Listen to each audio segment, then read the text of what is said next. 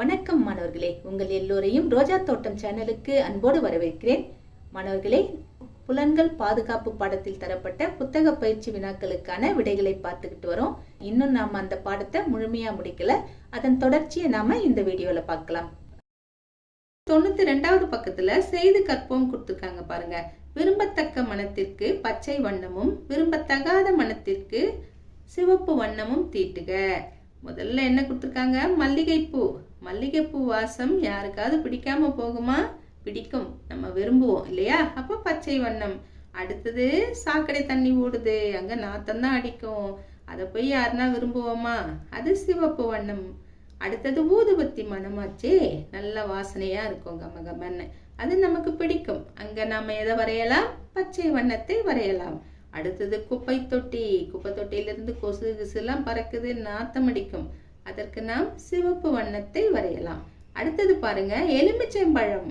எலுமிச்சம்பழத்திலிருந்து ஒரு ஜம்முன்னு ஒரு ஸ்மெல் வரும், நல்லா இருக்கும், அதற்கு நாம் பச்சை வண்ணத்தை வரையலாம். இந்த மாதிரியான வாசனைகளை நாம தெரிஞ்சுக்கிறதுக்கு நமக்கு நம்முடைய மூக்கு தான் உதவுது, சரியா? அடுத்து பாருங்க, பின்வரும் சொற்களை பயன்படுத்தி அட்டவணையை நிரப்புக. இங்க நிறம், தன்மை, மனம், ஒலி, சுவை இதெல்லாம் கொடுத்துட்டாங்க. இதை பயன்படுத்தி இந்த அட்டவணையை நாம நிரப்பணும். முயற்சி செய்யலாமா? முதல்ல இது அவங்களே கொடுத்துட்டாங்க.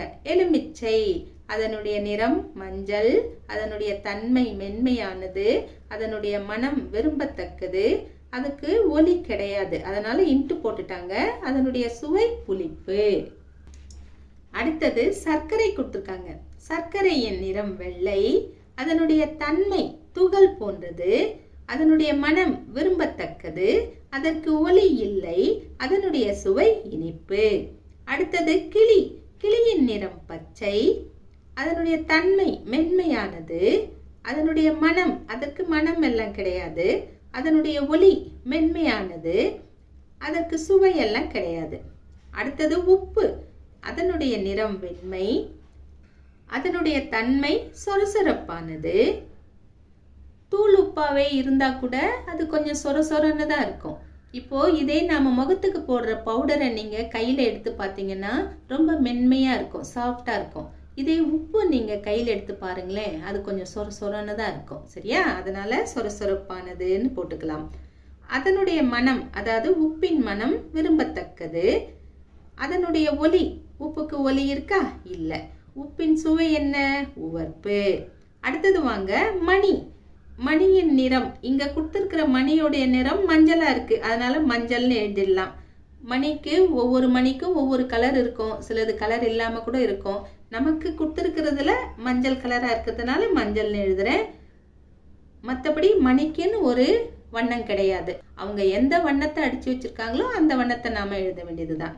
இங்க கொடுத்திருக்கிற மணி மஞ்சள் நிறத்துல இருக்கு, அதனால மஞ்சள்னு போட்டுடலாம்.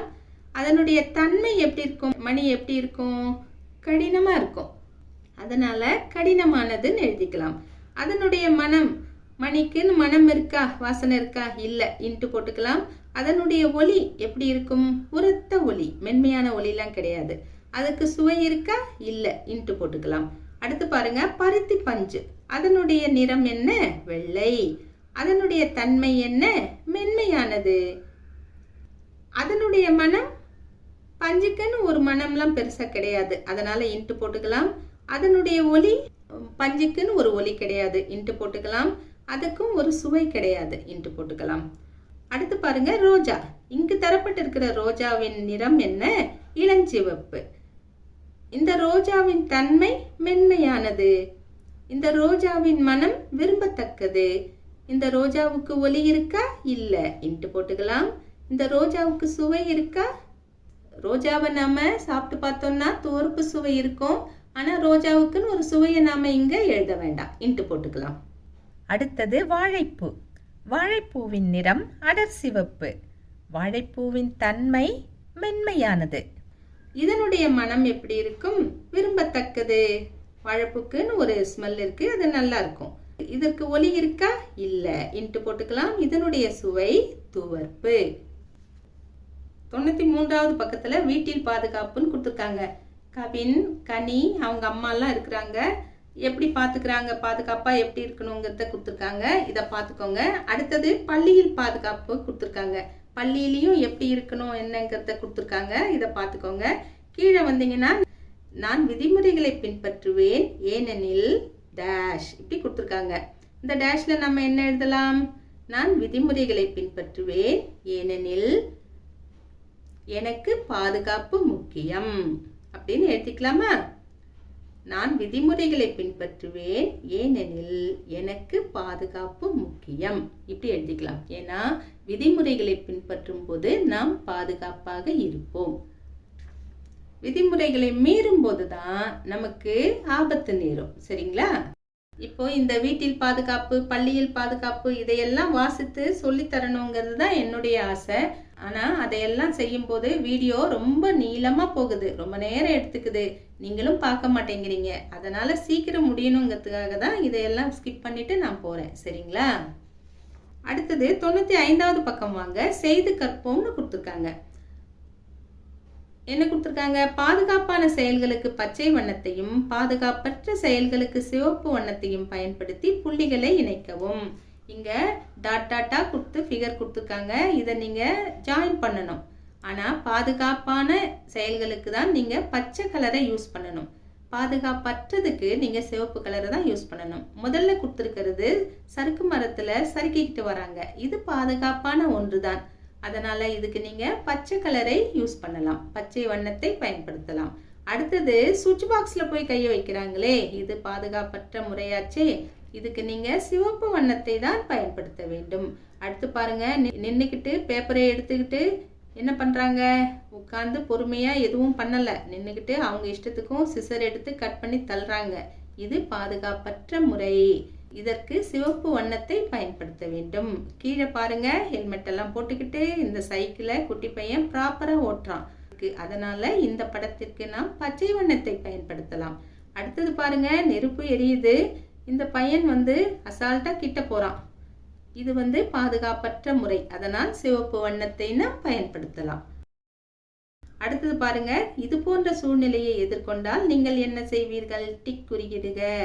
ஒரு பையன் ஒரு பொண்ணு இருக்காங்க. அந்த பொண்ணு அந்த குட்டி பையனை காதை பிடிச்சி திருகுறா. அதை இன்னொரு பொண்ணு வேடிக்கை பார்க்கறா. அப்போ அந்த இன்னொரு பொண்ணு வேடிக்கை பார்க்கறா இல்லையா, அந்த பொண்ணு என்ன யோசிக்கிறாங்கிறது தான் இங்க கொடுத்துருக்காங்க. அந்த பொண்ணா நீங்க உங்களை யோசித்துக்கோங்க. அந்த வேடிக்கை பார்க்கறா இல்லையா, அந்த வேடிக்கை பார்க்குற பொண்ணு தான் நீங்கன்னு நினைச்சுக்கோங்க. அப்போ நீங்க என்ன பண்ணுவீங்கிறத இங்க சொல்லணும். அமைதியாக இருப்பேன், பார்த்துட்டு அமைதியா நிற்பீங்களா? தயவு செய்து நிறுத்துங்கள் என்று கூறுவேன், விலகி செல்வேன், நானும் கிள்ளுவேன், ஆசிரியரிடம் கூறுவேன், உதவி கேட்பேன். இதுல நீங்க என்ன பண்ணுவீங்க? ஒரு இடத்துல ஒரு பொண்ணு இன்னொரு பையனை காதை பிடிச்சி கிள்றா, அதை நீங்க பாக்குறீங்கன்னா நீங்க அந்த இடத்துல என்ன பண்ணலாம் அப்படிங்கிறத டிக் போடணும். அமைதியா இருப்பேன்னா அமைதியெல்லாம் இருக்கக்கூடாது. ஒரு அநியாயம் நடக்குது, அந்த இடத்துல நம்ம அமைதியா இருக்கலாமா? இருக்கக்கூடாது.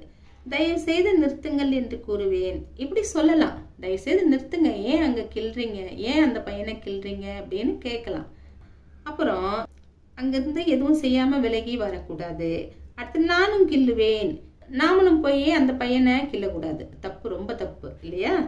ஆசிரியரிடம் கூறுவேன், வேகமா ஆசிரியர்கிட்ட கூடலாம். விலகி செல்றதுன்னா ஆசிரியர்கிட்ட சொல்றதுக்காக வரலாம், அது தப்பு இல்லை.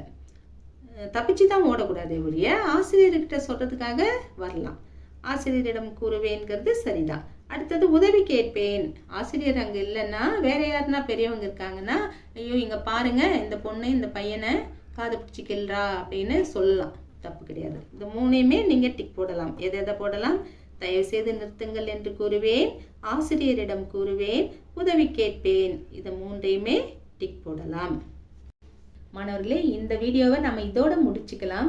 இதற்கு அடுத்து தரப்பட்டிருக்கிற பயிற்சிகளை நாம அடுத்த வீடியோல பார்க்கலாம். அது வரைக்கும் டாடா, பாய்.